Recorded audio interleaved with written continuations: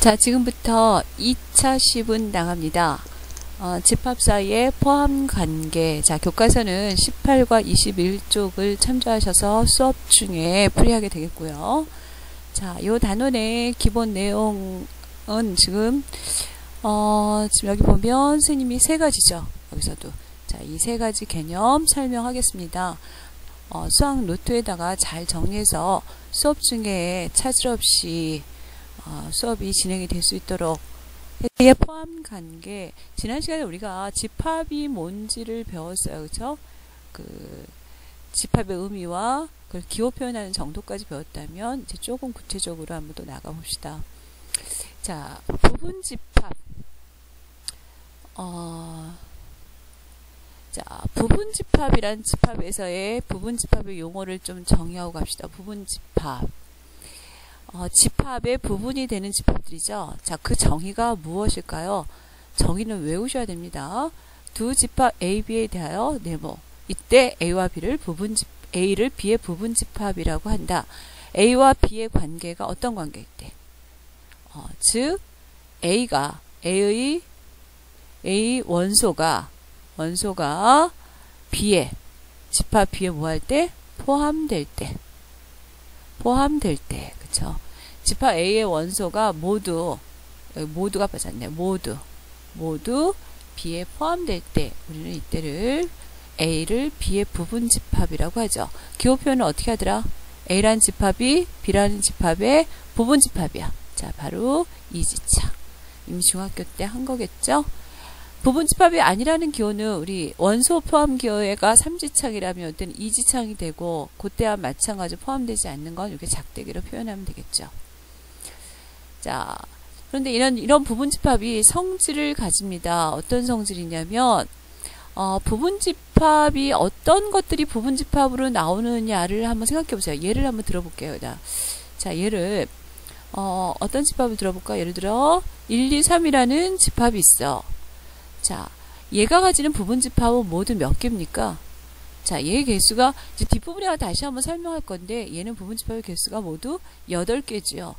그럼 그 8개가 이루어지는 구성들을 한번 생각하면서 대답을 하는 겁니다. 자, 그때 우리가 정의 내리기를 부분 집합 안에 기본적으로 누구를 주냐면 자기 자신. 즉, 자기 자신은 자기 자신의 부분 집합이라고 말할 수 있습니다. 그래서 부분 집합의 원소의 개수, 이 경우 하나, 둘, 셋, 넷, 다섯, 여섯, 일곱, 8개가 뭔지는 모르지만 그 집합 8개가 나올 때 그 안에 반드시 자기 자신이 기본 들어가겠죠. 근데 이 안에 기본으로 들어가는 것이 하나 더 있습니다. 우리의 약속이죠. 또 뭐냐면 공집합. 전혀 들어있지 않은 원소를 가지는 공집합도 모든 집합의 부분 집합이다. 공집합도 모든 집합의 부분 집합이다. 그리고 자기 자신은 자기 자신의 부분 집합이다. 자, 이런 약속은 우리가 부분 집합의 성질로서 약속을 하고 가는 겁니다. 마지막 세 번째. 자, 요거 좀 기억을 해야 될 것 같아요. A가 B의 부분 집합이고 B가 C의 부분 집합이야. 자, 일명 이걸 3단 논법이라고 하는데 벤 다이어그램을 그리면 이렇게 되겠죠. B라는 집합에 A가 이렇게 들어가. A가 부분 집합이에요. 그런데 B가 또 C의 부분 집합이에요. 이렇게 되겠죠. 그러면 포함관계가 이루어지고 결론적으로 A는 C에도 부분 집합이 되겠죠. A는 C의 부분 집합이다. 이런 모양이 나오지 않을까?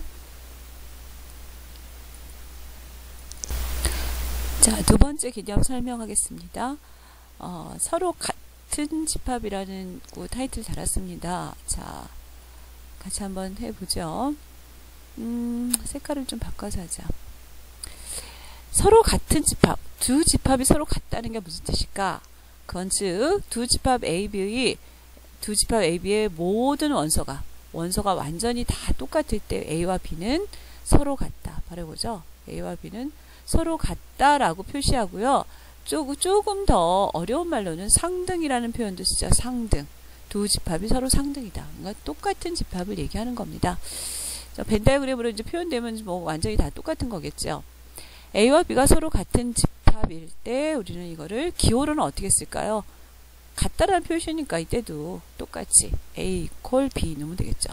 같지 않다. 서로 두 집합이 같은 집합, 똑같은 집합이 아니다라고 얘기할 때는 바로 이거죠. 그러니까 구성원의 원소가 모두 완벽하게 같을 때 우리는 같은 집합, 상등이라는 말을 쓰겠죠.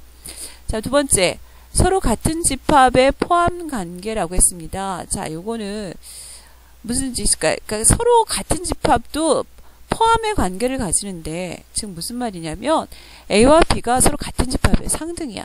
그렇지만 얘네들 사이에서도 포함을 얘기할 수 있는데 그 이유는 앞에서 배웠죠. 뭐 부분집합 중에 자기 자신은 자기 자신의 부분집합이 된단 말이야. 그러니까 얘네들이 똑같으니까 A가 B의 부분집합이라고 할 수 있고 거꾸로 같은 집합과 B도 A의 부분집합이라고 할 수 있죠. 그러니까 상등이라는 말을 A와 B가 같다는 말을 풀면 오히려 각각이 서로에게 부분집합이 된다는 거를 풀어주는 거고 거꾸로 서로가 서로에게 부분집합이면 이 A가 B의 부분이고 B가 A의 부분집합일 때 이 말은 결국 A와 B가 같은 집합이구나 라고 되겠죠. 자, 세 번째, 진부분집합이라는 표현을 썼습니다. 진부분집합. 자, 요거는 부분집합 중에서 특별한 경우인데, 자, 그 정의를 우리가 약속을 하는 겁니다. 두 집합 A, B에 대하여 A가 B의 부분집합이 있지만 B와 같지는 않아. 부분집합 중에서는 같은 것도 있죠. 자기 자신. 근데 그 경우를 뺀 부분집합을 A를 B의 진부분집합이라고 하더라. 진부분집합. 자, 외우세요. 그러니까 부분집합 중에 여러 개가 있는데 그 중에 자기 자신을 뺀 나머지를 진부분집합이라고 하더라. 그러니까 예를 들어 집합 01의 진부분집합은 누구누구냐라고 하면 얘는 집합을 지금 누구누구 갖고 있죠? 기본적으로 0이라는 거 갖고 있고 1 가지고 있을 테고 자기 자신 그대로 갖고 있고 그 다음에 공집합 갖고 있단 말이야. 근데 그 중에 누구는 빼라고? 자기 자신을 뺀 나머지가 바로 진부분집합이 된다 이거죠. 그 진부분집합의 개수는 3개가 되겠죠. 3개가. 자, 이렇게 이해를 하시면 되겠습니다. 자, 이해되지 않는 부분은 자, 다음날 수업 시간에 친구들과 선생님과 함께 나누는 걸로 합니다. 자, 마지막 부분집합의 개수. 자, 여기가 제일 중요한 파트죠. 자, 시험에도 잘 나오고 반드시 알아야 되는 거. 어떤 집합의 부분집합의 개수를 한 번에 알 수 있는 방법이 뭘까? 자, 일반화시켜서 어떤 집합이 n개의 원소를 갖고 있어요. 그랬을 때 이 집합의 부분집합의 개수는 얼마일까? 자, 요 고민은 좀 예를 들어서 조금 구체적으로 한번 해봅시다. 예를 들어 볼게요. 자, 예를 들어 집합 A라는 집합이 원소를 A, B, C를 가지고 있다고 합시다. 그러면 이 집합의 이거의 부분집합을 찾으려고 해요. 부분집합이 누구누구냐 하면 그 누구누구를 다 얘기해 줄 수 있겠죠. 그 개수는 몇 개일까요? 8개죠. 그 8개 어떻게 합니까? 자, 사실은 하나씩 다 해보면 돼요. 얘가 공집합 있고 A만 있을 때, B만 있을 때, C만 있을 때 또는 AB, AC, BC 그리고 ABC 이게 다 나온단 말이야. 그런데 요거를 이게 지금 원소가 3개뿐이니까 간단하지만 원소가 많으면 이걸 좀 공식화해서 그대로 개수를 뽑아낼 수 있는 방법도 분명히 있을 겁니다. 그걸 한번 고민해 볼게요. 얘 부분집합을 어떻게 공식처럼 바로 이해할 수 있을까? 자, 이렇게 생각해 봅시다. 자, 원소가 지금 A와 B와 C가 있어. 그러면 내가 이 안에서 지금 부분집합을 찾아내려고 해요. 그런데 그 부분집합 안에는 자, 부분집합이 이렇게 집합인데 이 안에다가 A, B, C를 어떻게 담느냐에 따라서 부분집합의 총 개수가 나오겠죠. 종류별로. 자, 그럴 때 그 개념을 이렇게 내가 이 A, B, C를 이 속에 부분집합이란 틀 속에 담는데 A를 담을 수도 있고 안 담을 수도 있겠죠. 근데 A를 담았는데 B는 역시 담을 수 있고 안 담을 수 있겠죠. A와 B가 담긴 상태에서 C도 담을 수 있고 안 담을 수 있을 테고 이 경우도 B를 담지 않았지만 C는 담고 안 담고 자, 경우의 수라고 하죠. 이 경우를 지금 수용도로 이해할 수 있단 말이야. A를 안 담은 상태에서 B를 담거나 담지 않거나 B가 담긴 상태에서 역시 담거나 담지 않거나 담거나 담지 않거나 만약 이 경우라면 자, 이 색깔을 잠깐 좀 바꿔가지고 얘기한다면 자, 이 경우 자, 이 경우는 어떤 경우가 될까? A, B, C 모두 다 담은 경우란 말이야. 그래서 부분집합을 바로 자기 자신 이 경우에 해당이 되겠죠. 그럼 요거는 어떻게 될까? 자, A하고 B는 닮았으나 C는 닮지 않은 경우에 해당될 테고. 그 다음에 요 세 번째 얘는 A는 닮고 B는 닮지 않고 C를 닮은 경우. 이렇게 되겠죠. 그 다음에 계속 해봅시다. 자, 얘는 뭐가 될까? 얘는 A만 닮은 경우. 그 다음에 얘는 A는 빼고 B하고 C만 닮은 경우. 그 다음에 이쪽 줄은 뭐가 될까? B만 닮은 경우. 자, 그 다음에 얘는 어떻게 될까? C만 닮은 경우. 그 다음에 마지막은 세 개 다 안 닮았으니까 공집합. 자, 개수가 모두 몇 개입니까? 하나, 둘, 셋, 넷, 다섯, 일곱, 8개 나오죠. 그러면 이 8개의 원리를 수리적으로 계산한다면 어떻게 될까? 자, A를 닮느냐 안 닮느냐, 경우의 수를 따지면 A를 닮느냐 안 닮느냐, B를 닮느냐 안 닮느냐, C를 닮느냐 안 닮느냐. 계산 방법은 A가 가질 수 있는 경우 2가지 곱하기 B 2가지 곱하기 2가지. 그래서 몇 가지? 2의 세제곱 8 이렇게 나오죠. 그러므로 일반화 시켰을 때 원소의 개수가 n개야. 그러면 부분집합이 몇 개냐 그러면 얘네들 각각을 닮느냐 안 닮느냐는 경우수를 다 곱하면 되니까 2 곱하기 2 곱하기 2 곱하기 2 곱하기 해서 2를 몇 번 쭉쭉쭉 해서 몇 번을 n번을 곱하는 거니까 결국 이거는 2의 n제곱으로 결론이 나겠죠. 그래서 원소의 개수만큼 n을 거듭 제곱해주면 그게 부분집합의 개수겠지. 자, 두 번째, 진부분집합의 개수는 어렵지 않아요. 진부분집합의 개수는 어떻게 할까? 개수는 우리 아직 배웠잖아요. 자기 자신만 뺀 거니까 2의 n제곱 마이너스 1로 간단히 계산이 되겠죠. 자, 그런데 시험에 나오는 건 3번, 4번인 경우일 겁니다.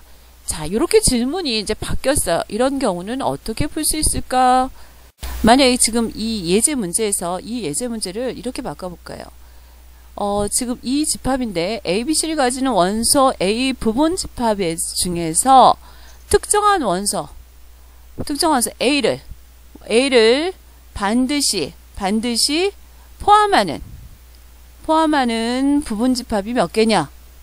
부분 집합의 개수. 자, 이럴 때 우리는 어떻게 풀어야 될까요? 지금 이 상황을 그대로 이해를 하면 금방 답이 나올 것 같은데, 지금 8가지 중에서 A를 반드시 포함한다는 건 A가 바로 동그라미일 때만 해당이 되는 거죠. 그러니까 A를 포함하거나 포함하지 않는 거나 2가지인데 포함하는 경우만 따지랬으니까 요거에서 나오는 경우수란 말이야. 그러니까 지금 몇 가지예요? 여기 4가지가 되겠지. 그 4가지가 나오는 경우는 계산할 때 우리가 2 곱하기 2 곱하기 2에서 이렇게 8이 나오는데 이 경우는 A는 반드시 포함하니까 동그라미인 경우로 고정이 된 거니까 A의 2를 곱할 필요 없이 B가 나올 수 있는 경우 2가지, 그 다음 C인 경우 2가지만 곱해서 4가 나오겠죠. 자, 그럼 공식화 시키면 어떻게 할까? 만약에 하나 더, 예를 들어 A의 집합의 원소가 5개야. 1, 2, 3, 4, 5야. 그런데 이 중에 원소 1, 2를 반드시 포함하는 부분 집합의 개수를 구하래요. 그러면 이때 1과 2는 반드시 동그라미를 해놓고 3, 4, 5를 넣든지 안 넣든지 동그라미 아니면 X일 거 아니야. 그 경우수만 따지면 되니까 어떻게 돼요? 2 곱하기 2 곱하기 2가 되겠지. 그러므로 일반화 시킨다면 어떻게 써주면 될까? 여기다가 공식을 쓴다면 2에 n승이 아니라 n에서 뭐는 빼버리고 반드시 포함하는 개수 r개를 뺀 거를 계산하면 되겠죠. 마이너스 r. 이게 공식이 될 거예요. 그래서 이 경우는 1, 2를 반드시 포함하는 원소의 개수를 부분 집합의 개수 구하라 그러면 2에 원래 5개인데 원소가 그 중에 반드시 포함하는 2개를 빼서 2에 3승계 이렇게 답이 나오겠지. 근데 이거는 질문을 반대로 바꿔서 특정한 A와 원소 K개를 원소로 같지 않는 부분 집합을 구하라 할 때도 마찬가지예요. 원소를 어떤 특정한 원소를 같지 않는데 그럼 얘를 자, 이 경우야. 그대로 질문을 이 경우 A를 반드시 포함한다는 경우를 바꿔서 포함하지 않는 부분 집합을 구하라 그랬을 때 우린 당연히 이부 때는 A를 뭘로 넣습니까? 포함이 아니라 포함하지 않는 경우로 X로 치고 이 경우에 4가지를 구하면 되겠죠. 그럼 그때도 어차피 포함하는 경우나 포함하지 않는 경우나 대칭에 의해서 어떻게 해요? 똑같은 경우죠. 그러므로 원소를 갖지 않는다고 묻는 거나 반드시 갖는다고 묻는 거나 답은 똑같은 거야. 2에 n이고 이때도 어차피 요 가지수는 빠지는 거니까 n-k로 결정이 되겠어. 아, 위에 거는 이게 알게니까 여기를 r로 써줘야 되겠다. 특정한 원소 r. 이렇게 될 겁니다. 자, 오늘 배우는 거 여기까지입니다. 자, 노트에다 정리 잘해서 내일 같이 한번 더 심화 내용을 나눠봅시다. 이상.